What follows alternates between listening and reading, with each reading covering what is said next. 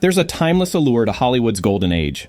The elegance, the charisma, the stars draped in satin and tuxedos, gliding through premieres and shimmering under the spotlight. It was an era that promised glamour and immortality on the silver screen. But once the applause faded and the cameras stopped rolling, a different reality emerged.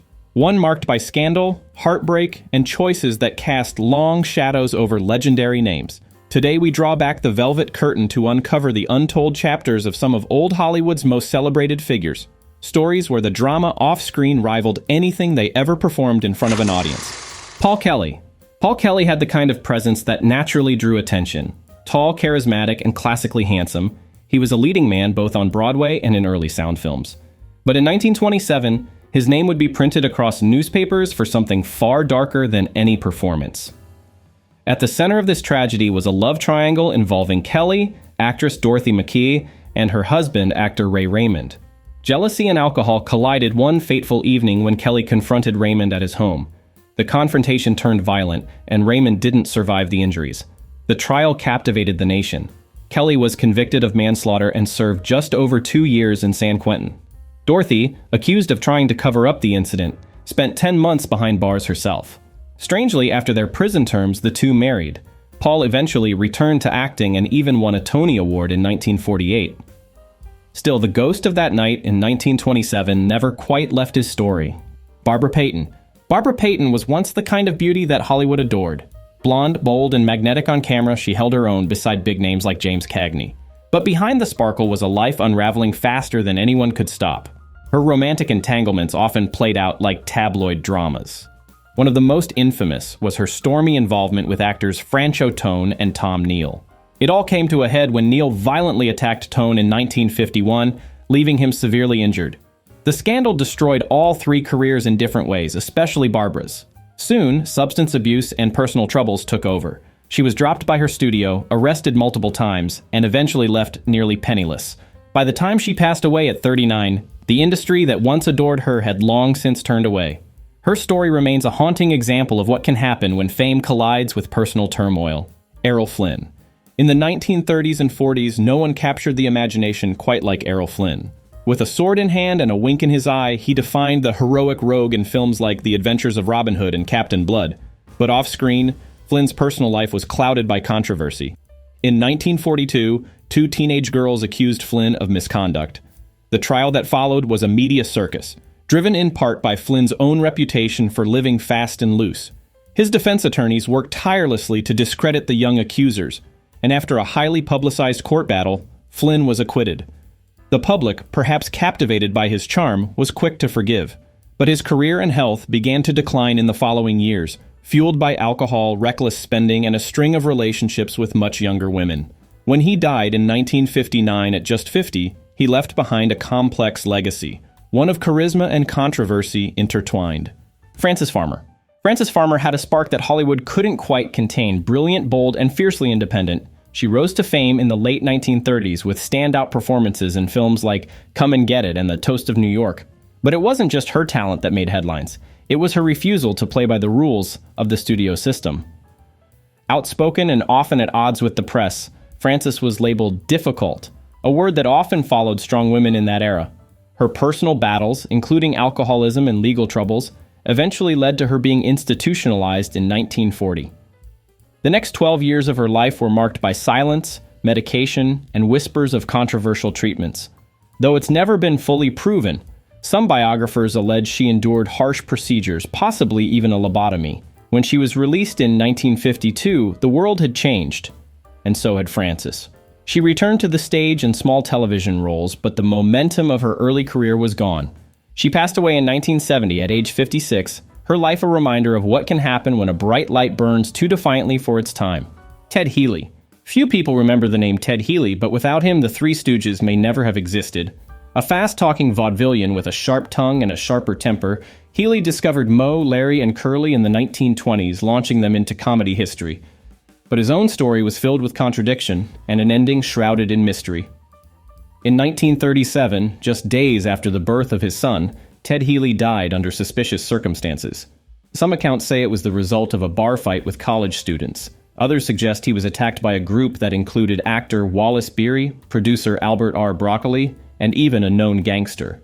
MGM, it's rumored, helped cover up the incident, sending Beery overseas to avoid scrutiny. No official charges were ever brought, and Healey's death remains an unsolved piece of Hollywood lore. He left behind not just a son, but a complicated legacy in comedy, and a case that still stirs curiosity among film historians. Charlie Chaplin. Few figures shape cinema like Charlie Chaplin. His little tramp character became a universal symbol of resilience, his films blending humor with heart and timeless social commentary. But behind the artistry, Chaplin's personal life was never far from scrutiny. His romantic relationships were often with much younger women, which drew criticism even in his time. In 1943, at the age of 54, he married 18-year-old Una O'Neill, daughter of famed playwright Eugene O'Neill. Their union, though lasting, raised many eyebrows. But it wasn't just his private life that stirred controversy. In the 1940s and 50s, Chaplin came under investigation for alleged communist sympathies. The FBI, under J. Edgar Hoover, tracked his movements and after a trip to Europe in 1952, denied him re-entry into the United States. Chaplin settled in Switzerland, where he continued creating films and raising his family. Though his later years were spent far from Hollywood, his influence never waned. He was welcomed back briefly in the 1970s to receive an honorary Oscar, an emotional moment that bridged a turbulent past with the enduring love audiences had for his work. Marie Macdonald. Marie Macdonald, once dubbed the body for her striking looks, appeared destined for stardom. With roles in films like The Falcon's Alibi and The Saxon Charm, she became a fixture in the 1940s studio scene. But her name became better known for headlines than for Hollywood success. In 1957, Marie made national news after vanishing for 5 days. When she resurfaced, she claimed she had been kidnapped, but inconsistencies in her story led police to suspect otherwise. Eventually, she admitted the ordeal was fabricated to cover up an affair, a confession that did irreparable harm to her reputation. Legal troubles followed: DUIs, shoplifting charges, bad checks. She married multiple times, often to the same men in cycles of divorce and reconciliation. By the 1960s, her career had faded into obscurity. When she passed away in 1971 at age 49, reportedly due to a drug overdose, many saw it as the tragic close of a life that Hollywood once promised would shine. Spade Cooley. In the world of Western swing, few shone brighter than Spade Cooley. A showman through and through, he filled concert halls and became a television sensation. His hit song, Shame on You, was anything but ironic, though in hindsight, it may have been a chilling prelude. Behind the scenes, Cooley's life was spiraling. Prone to drinking and rage, he became dangerously volatile. In 1961, after his wife Ella May told him she planned to leave, the situation took a horrific turn. In a fit of rage, Cooley assaulted her so brutally that it shocked even seasoned investigators. Their 14-year-old daughter witnessed the entire ordeal. The trial was high profile, with his daughter testifying against him. Cooley was convicted and sentenced to life in prison. Yet in a strange twist, he was granted a temporary release to perform at a benefit concert in 1969. That same evening, he suffered a heart attack backstage and died at the age of 59. For many, the tragedy marked the final note in a life that fell far from its musical roots. John Drew Barrymore. Born into the legendary Barrymore acting dynasty, John Drew Barrymore was expected to carry the torch passed down from his father, John Barrymore, and Aunt Ethel. With his matinee idol looks and early promise, it seemed the path to stardom was inevitable. But John Drew had other ideas. Restless, rebellious, and plagued by substance abuse, he burned bridges across film sets and studios. His early marriages were rocky, his roles sporadic, and his name, once a mark of prestige, became a cautionary tale. By the 1970s, he had disappeared almost completely from public view, living a life marked by isolation and instability. Though he resurfaced briefly in Italian films, his behavior remained erratic. He passed away in 2004, but his legacy lives on through his daughter, Drew Barrymore, who rose to fame decades later, building her own legacy beyond the shadows of the family name. Mabel Normand. In the early days of silent cinema, Mabel Normand was a sensation. Sharp, funny, and unafraid to be silly, she worked alongside comedy legends like Charlie Chaplin and Roscoe Arbuckle. By the late 1910s, she was one of the few women writing, directing, and producing her own films. But behind the laughter, Mabel's life took a darker turn. In 1922, she found herself linked to the shocking death of director William Desmond Taylor. Though she was never considered a suspect, media speculation and whispers about her ties to Hollywood's underworld began to erode her image. 2 years later, her chauffeur used her pistol in a shooting that further damaged her reputation. Combined with ongoing struggles with tuberculosis and substance use, Mabel slowly retreated from public life. She died in 1930 at the age of 37. Once a pioneering force in comedy, her name now remembered as much for tragedy as for triumph. Roscoe "Fatty" Arbuckle. Roscoe Arbuckle was, at one point, one of the most beloved entertainers in America. A silent film icon with a gift for physical comedy, he helped shape the language of film with his gentle, jovial style. But all of that changed in 1921. That September, Arbuckle attended a party at the St. Francis Hotel in San Francisco.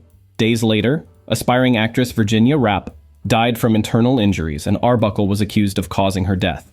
The media pounced, and public opinion turned swiftly and harshly. Though Arbuckle was acquitted after 3 trials, the last ending in a full exoneration with an apology from the jury, his career never recovered. Hollywood blacklisted him. Studios shelved his films. He worked in obscurity under a pseudonym, and though he briefly returned to acting in the late 1920s, the damage was irreversible. Arbuckle died in 1933 at just 46. A gentle clown caught in a storm far greater than his fame. Wallace Beery. Wallace Beery was one of MGM's biggest stars in the 1930s. Gruff but lovable on screen, he won an Academy Award for The Champ and played leading roles in some of the studio's most successful productions. But behind the curtain, stories of his off-screen behavior painted a much less flattering picture. Beery was known for being difficult, even cruel, particularly to younger actors. In 1916, he married a young rising star, 16-year-old Gloria Swanson, on her 17th birthday. The marriage didn't last long. Swanson later described the experience as traumatic, marked by emotional abuse and resentment. Even more unsettling were the persistent rumors linking Beery to the mysterious death of comedian Ted Healey in 1937. Though never officially charged, Beery was allegedly part of the group involved in a physical altercation with Healey shortly before his death. MGM reportedly sent Beery to Europe to avoid questioning. And to this day, the incident remains a murky footnote in Hollywood's darker annals. Walter Wanger. Walter Wanger was not just a respected producer, he was a force behind some of the most ambitious films of his time, including Joan of Arc and Cleopatra. But in 1951, it wasn't a movie credit that put his name in the headlines. It was a bullet. Wanger had become convinced that his wife, actress Joan Bennett, was having an affair with her agent, Jennings Lang. Armed with evidence gathered by a private detective, Wanger waited outside Lang's office. When he saw the two talking in a car, he confronted Lang and shot him. Lang survived, and Wanger was arrested. His defense claimed temporary insanity, and he served a brief 4-month sentence. Remarkably, his career rebounded. He produced I Want to Live.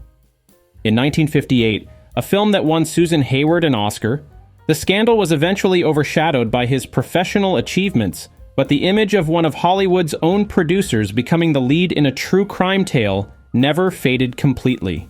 William Desmond Taylor. Of all the unsolved mysteries in Hollywood's history, none has lingered quite like the death of William Desmond Taylor. A respected director with a string of successful films, Taylor was found shot in his Los Angeles bungalow in 1922. The case became an immediate sensation. Mabel Normand, one of the last people to see him alive, was pulled into the spotlight. Other figures close to Taylor, including actress Mary Miles Minter and her overbearing mother, were also scrutinized. Rumors swirled about romantic entanglements, jealousies, and even blackmail. Despite a long list of suspects, no one was ever charged. The case remains one of Hollywood's great unsolved crimes. Taylor's murder not only ended a promising career, it ignited a wave of moral panic that changed the way Hollywood dealt with scandal, giving birth to the Hays Code and tighter controls over star behavior in the years that followed. Robert Blake. Robert Blake's story is unique because it spans nearly the entire history of Hollywood itself. Starting as a child actor in the Our Gang series, he later became a respected adult performer, winning acclaim for his role in the TV series Beretta. But in 2001, Blake's name returned to headlines, this time as a suspect in the murder of his wife, Bonnie Lee Bakley. Bakley was found shot in Blake's car outside a Los Angeles restaurant. The case was bizarre from the beginning. Blake claimed he had gone back inside to retrieve a forgotten handgun when the shooting occurred. Prosecutors argued it was all part of a plan to gain custody of their young daughter. In 2005, Blake was acquitted in criminal court, but a civil suit found him liable and he was ordered to pay millions in damages. Though never proven guilty in a court of law, his reputation never recovered. He died in 2023 at the age of 89, his legacy forever entangled with one of the most sensational trials in recent Hollywood history.